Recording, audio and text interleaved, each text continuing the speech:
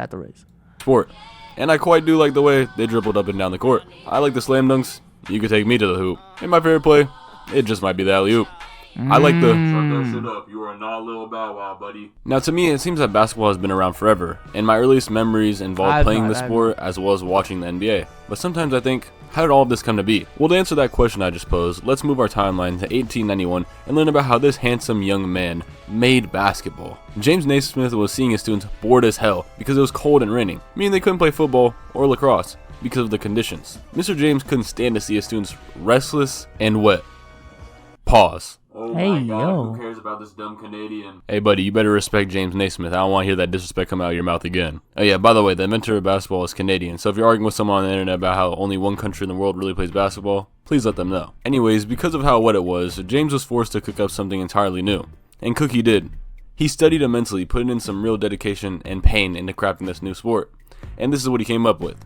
He grabbed 2 peach baskets and nailed them up about 10 feet high because I guess he thought 10 was a cool number or something, I don't know, and used a soccer ball to score. Like a forward who played for the Jazz during the 90s, he also had a fascination with the number 13 as he put in play 13 original rules. What are those 13 rules, you may be asking?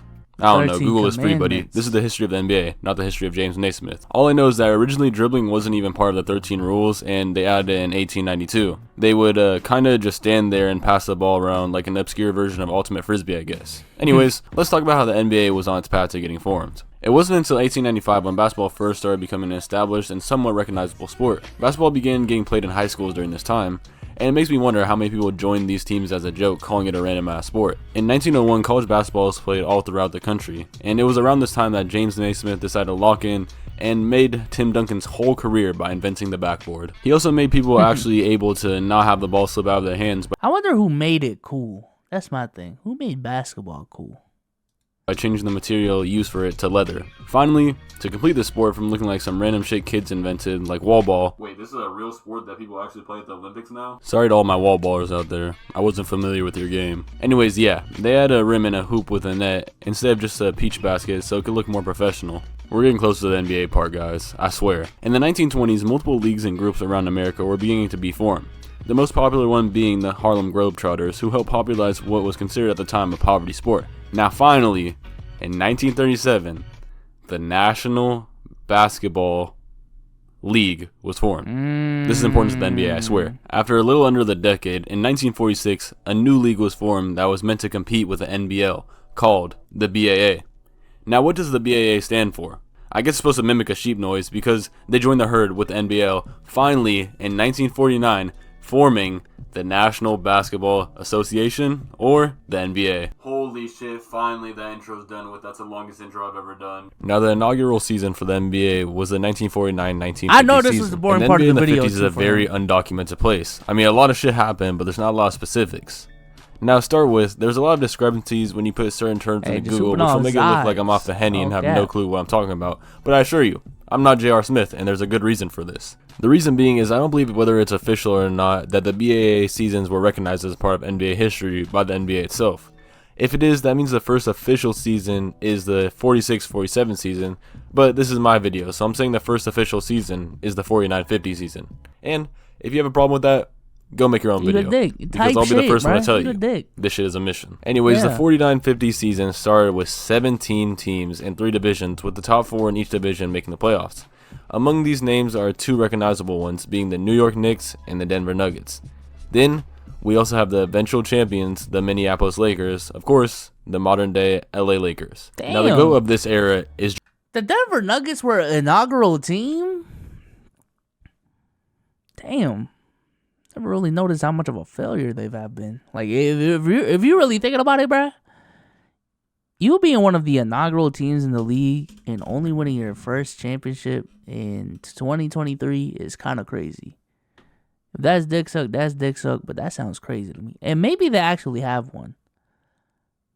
But I'm pretty sure that is their actual first championship, though. George Mikan, because Melanin wasn't introduced into the league yet, and because he grabbed every single offensive rebound every single time he missed. He was so dominant, a few rules actually changed because of him. I mean, goaltending was invented because Blood just held his hand in front of the rim and cockblocked in every shot. My bad. Anyways, the Minneapolis Lakers dominated the league until Mikan retired, winning 4 of the 5 championships he played in until 1954. and the one year that they didn't win, the Rochester Royals did, in 1951. Or they're better known as the current day Sacramento Kings. Light the beam, baby. My Kings only win. Just don't talk about the years from 2006 to 2022. Nothing happened in those years, I promise. Anyways, the year Mike retired in 1954 also brought with it an important rule change, being the shot clock. You know it was really important because LMI dropped one of her most mid songs about it. The shot clock had to be introduced so the games weren't so low scoring due to some pussy teams like the Fort Piston Waynes just holding the ball every time they got a lead. And look on your screen right now, because this is a real game. 19 to 18. Imagine your first introduction to the NBA being this game right here. You would have got pissed off because they're just standing there the whole time. They're just standing there looking at each other. There's a good reason why we have a shot clock now. It's probably the most important rule change the NBA has made. It made the league go from competitive staring to actually playing basketball. And that's about all I got from the 50s. So let's get into the 60s. Now to talk about the second ever dynasty. This is really where the NBA starts. If we're keeping it a bean, this is where the NBA starts. In the first ever super team, that being the 60 Celtics, we got started with Bob Cousy, Bill Russell, and this other random I heard about in an NBA YouTube video. Not too much on Tom Heinsohn. Not too much on Tom Heinsohn. He's been our commentator since the fucking 80s. Alright, he died in the last 3 years. Not too much on Tom Heinsohn. So yeah, they came together to win the first Celtics championship in 1957. Then they lost it next year, but won again in 1959, which coincidentally is when the next big name joined the league, Wilt Chamberlain. This man straight up dominated the league. I mean, he averaged 50 points in one season, dropped 100 points in one game, and averaged more than 20 rebounds a game throughout his entire career. But it's crazy how all of those stats pale in comparison to his off-the-court stats because he said that he slept with 20,000 women. Fuck 100 points. This dude was raw dogging every single night. Is that Jadeon? When was this? Anyways, it's Wilt Chamberlain K. I ain't gonna lie. With multiple women. And I respect it. But to talk about his NBA career again, he was stuck a lot of... Hey, for those who know, alright, that guy does not like black women. I ain't gonna lie. That's a L right there. That's a L right there. Time with a mediocre squad, which led him to losing to Bill Russell almost every single time he was in the playoffs and even in the regular season. But this was good for the league as it sparked the first ever rivalry and led to narratives surrounding the game, which is so common today. Anyways, the Celtics were pure domination, having all-star caliber players coming off the bench, leading to 8 straight championships. That shit was kind of disgusting. Wilt Chamberlain had to put a stop to that shit and decided to stop banging 6 women every night and instead win a championship in 1967, where he mimicked 2018 LeBron, except he actually won it all. After Bill Russell won, the Celtics then won 2 straight again, but the dynasty ended in 1969, which is the last year Bill Russell played and the last year they won the championship. RIP Bill Russell and RIP Wilt Chamberlain. Their impact is larger than life, and we still see their impact on the sport today. This era paved the way for so much to come for the future of the sport, and I almost forgot, in 1960 some guy named Jerry West joined the league, but his impact isn't that major though. We don't really see him that often. As one legend in Bill Russell leaves, another enters, because in 1969 the Milwaukee Bucks got one of the greatest players ever, with that of course being Lew Alcindor. Who the fuck is that? My bad. The Bucks got Kareem Abdul-Jabbar, this skyhook demon. Look at these highlights. Kareem was the equivalent of your one friend who exclusively plays one character in a fighting game and absolutely abuses that character. Like, this shit was unbelievably unfair. Look at all of these highlights. He was dominating. No one could stop him. In fact, Kareem was so dominant that they actually took out dunking for a decade in the NCAA. Shout out to Pressure for the 10 bits. 2 things. 1, I sent you a DM. Get back to me when you can. And 2, where the fuck is your boing boing emote at? Listen, man, I'll get it figured out. I think we only got 3 emotes. I definitely want an SLZ emote in here. You know what I'm saying? Do I need bots? I don't know. Oh, also, I forgot to say this. TTS does work. It should work. I'll put the link in the chat if y'all want to, do that TTS shit. But it does work if y'all want to try it out type shit. I think y'all need to donate 5 minimum. But Zybes emote is a must. Yeah, gotta get the Zybes in there.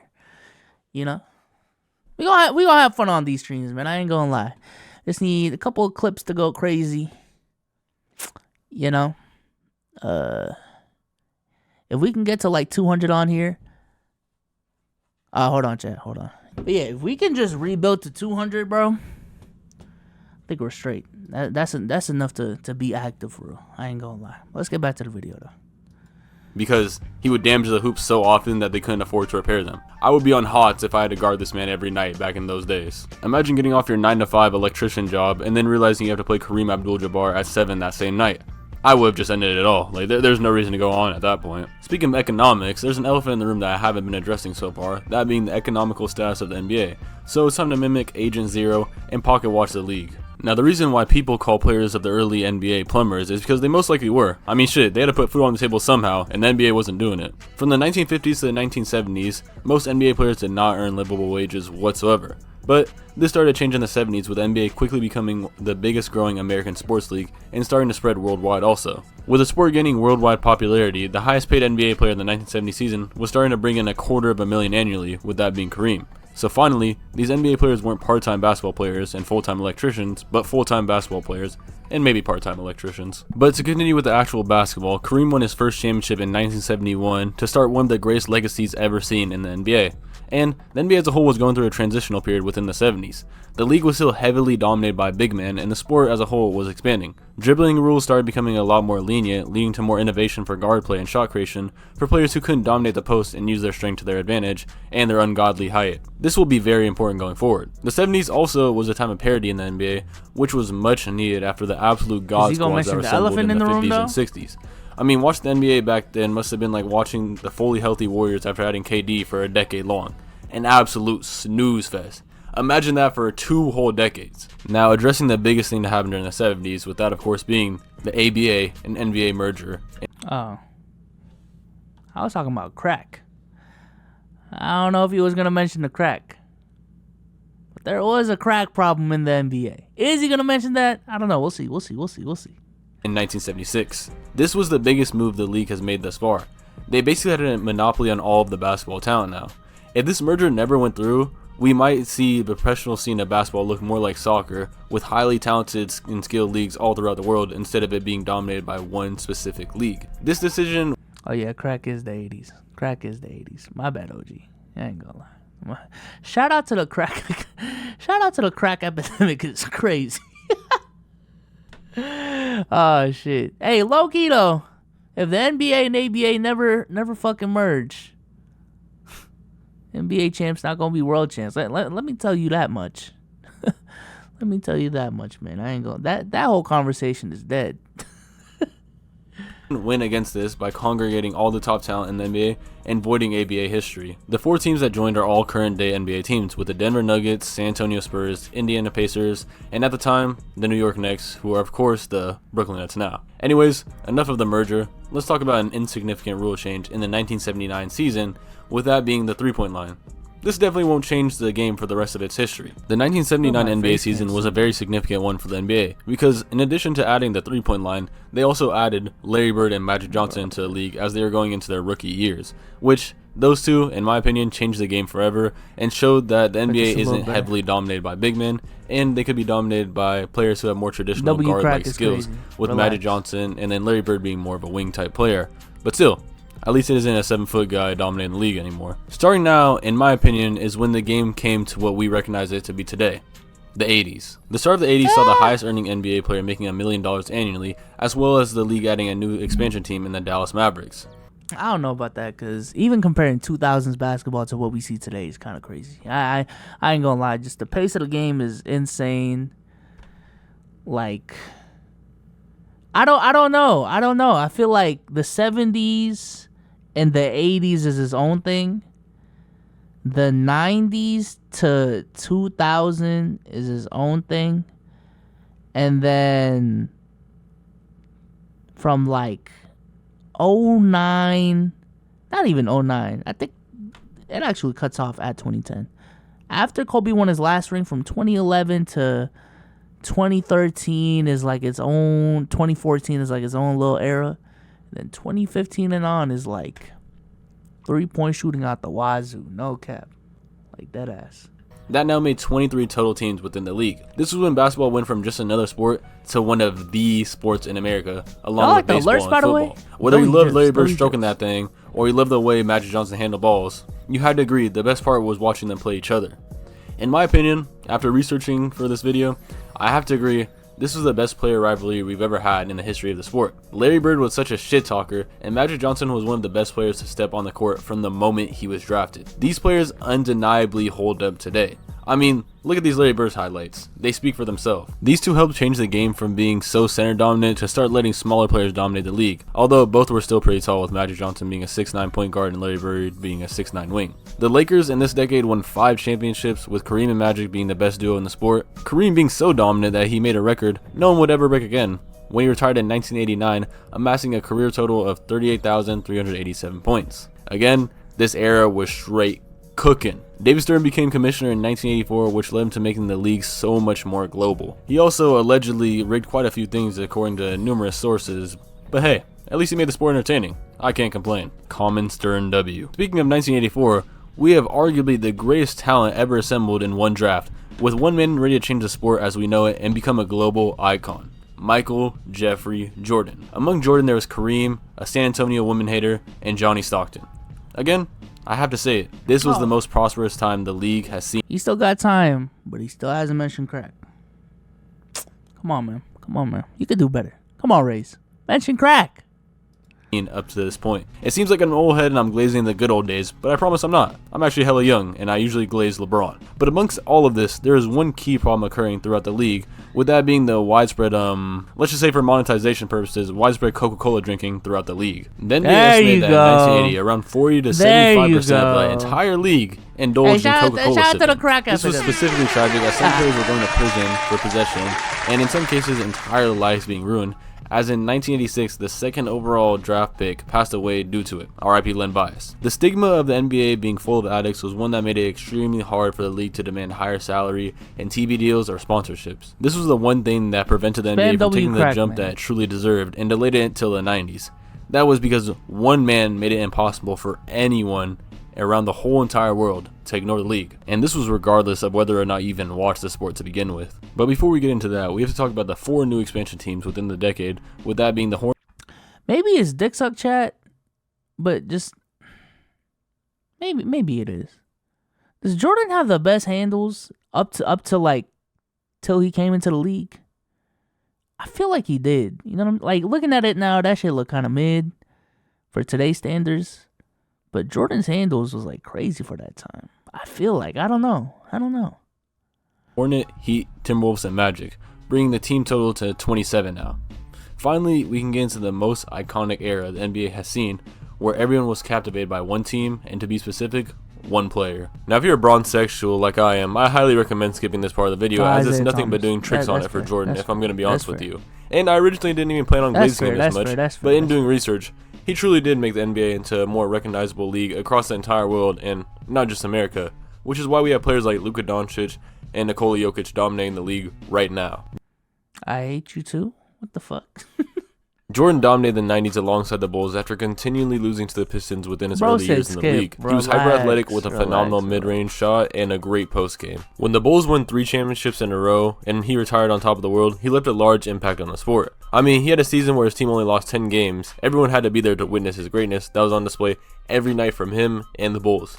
His impact was so large, many felt like there was a huge void in the league after he left. People were craving to see more of him, especially since now Larry Bird was retired and Magic Johnson felt a burn every time he took a piss. So, when he said simply, "I'm back," the sports world was in utter shock. After Jordan said "I'm back," he proceeded to win 3 more, leaving with the most iconic push-off in league history. Relax. I'm just kidding. I don't know if it's push-off or not. Y'all can argue in the comments. I don't really care. Jordan also had a shoe brand which helped push just how global the sport became. I mean, Nike is arguably one of the biggest and most recognizable brands in the world today. And if we're going to be honest, Nike was on a whole lot of nothing before they signed Jordan to the roster, making it a revolutionary brand. The 90s saw the highest popularity of the NBA ever, surpassing even when Larry Bird and Magic Johnson were continually going at it. Even besides Michael Jordan, the other players surrounding the NBA made the NBA's future brighter than ever, with players like Shaq and Allen Iverson entering the league. Not to mention the next face of the league, Kobe Bryant, entering in 1996. Basketball truly flourished in these years. Dribbling became as lenient as ever, with Allen Iverson revolutionizing ball handling, and in all, you could say the 90s was a culmination of all the hard work the predecessors put into the sport, and the league finally paying off in a major way. The globalization of basketball is like, I think that's something that we honestly take for granted. within these conversations. And again, maybe it's just me, coming back from the trip type shit. But to see how global the game has become, specifically in the Philippines, is insane. Like, basketball at this point in time, I would say, is our national sport at this point.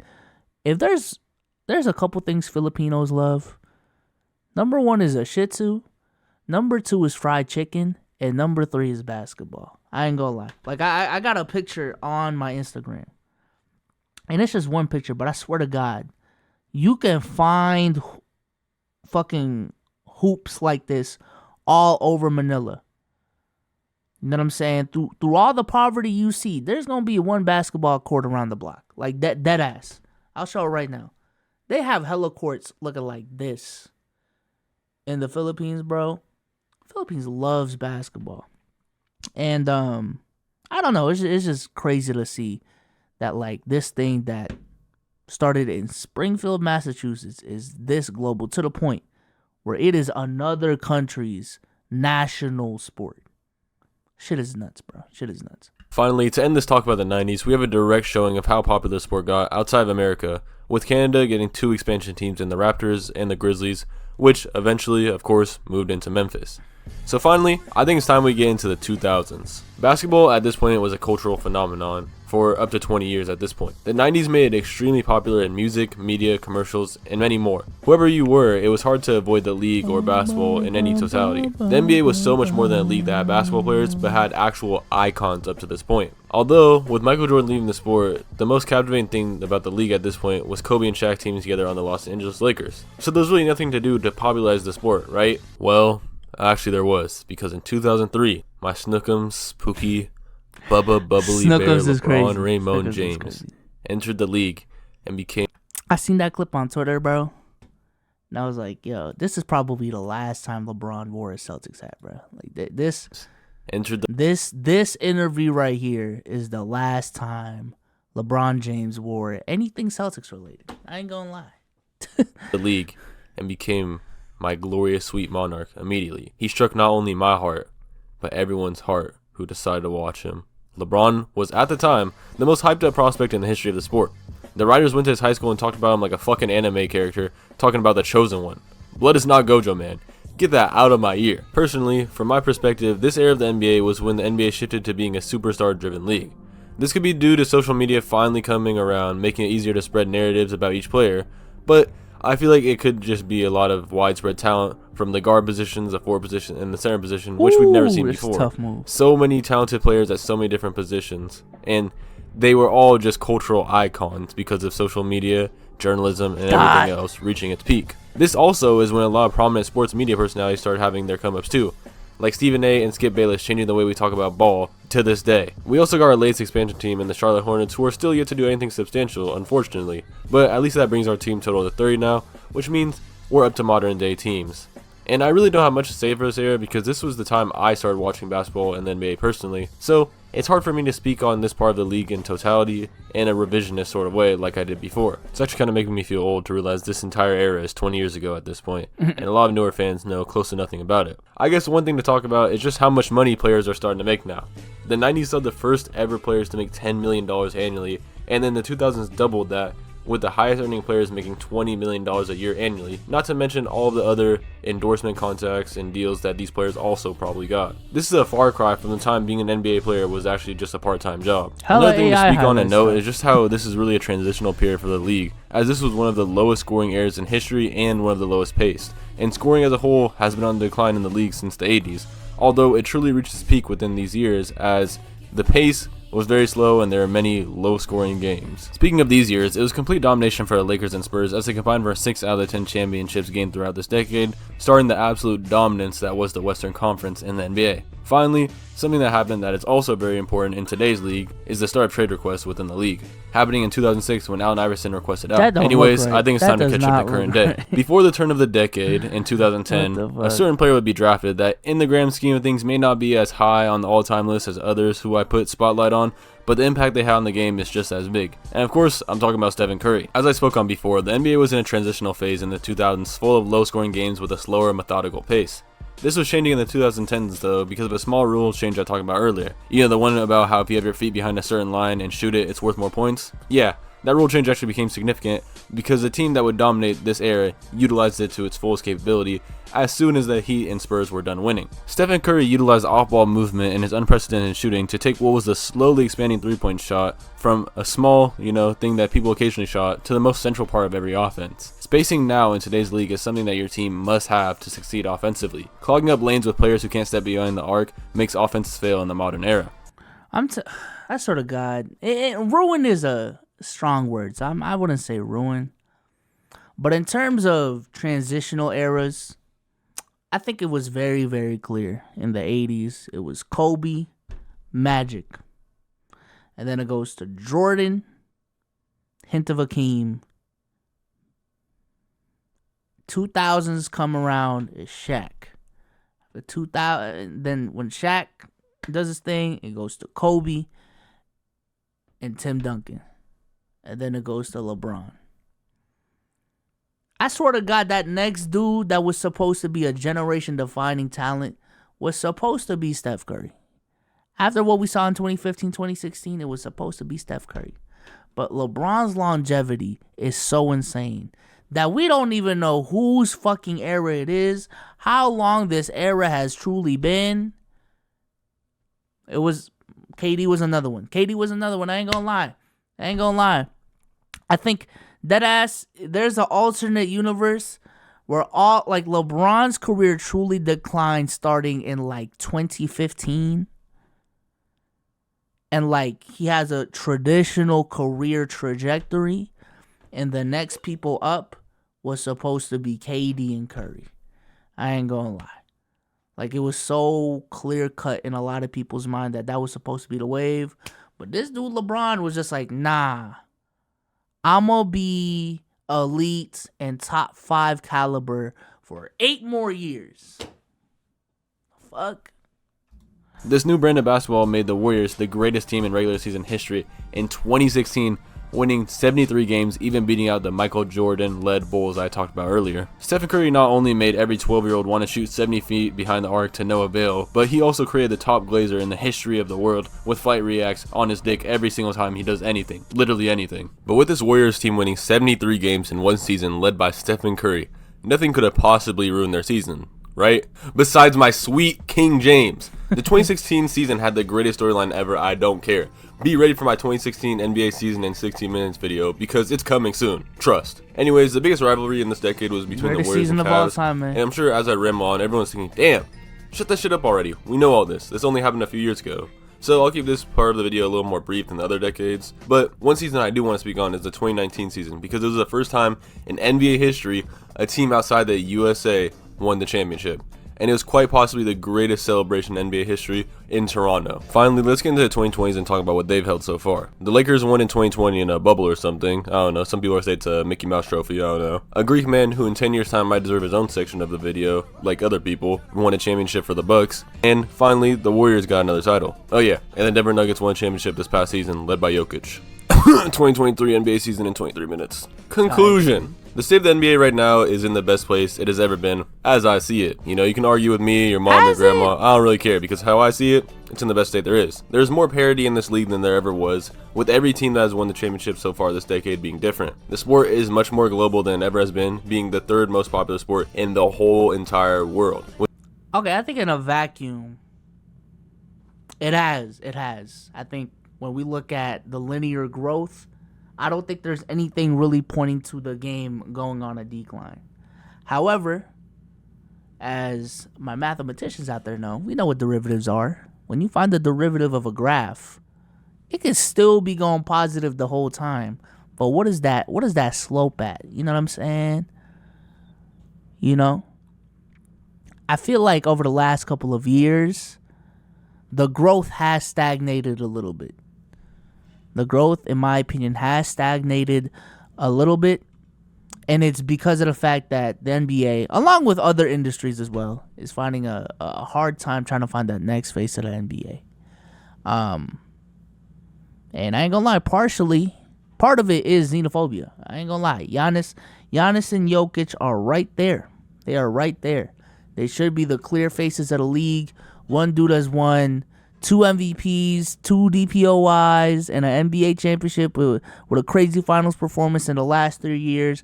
The other dude has won 2 MVPs over the last 3 years. Arguably should have won 3, and won the championship this last year. Honestly, it really should be clearly Giannis and Jokic at this point. However, because of external factors, it's not really consensus. I think the NBA is still trying to push Ja Morant, and I'm going to keep it a bean, Tatum in front of our faces. They're trying to push Luka, but Luka just cannot get over that hump. I think once Luka does cross that hump, if he can get over that hump and pull off some crazy magical run that he has no business of putting up because he doesn't have the help, then we can have Luka in that conversation as well.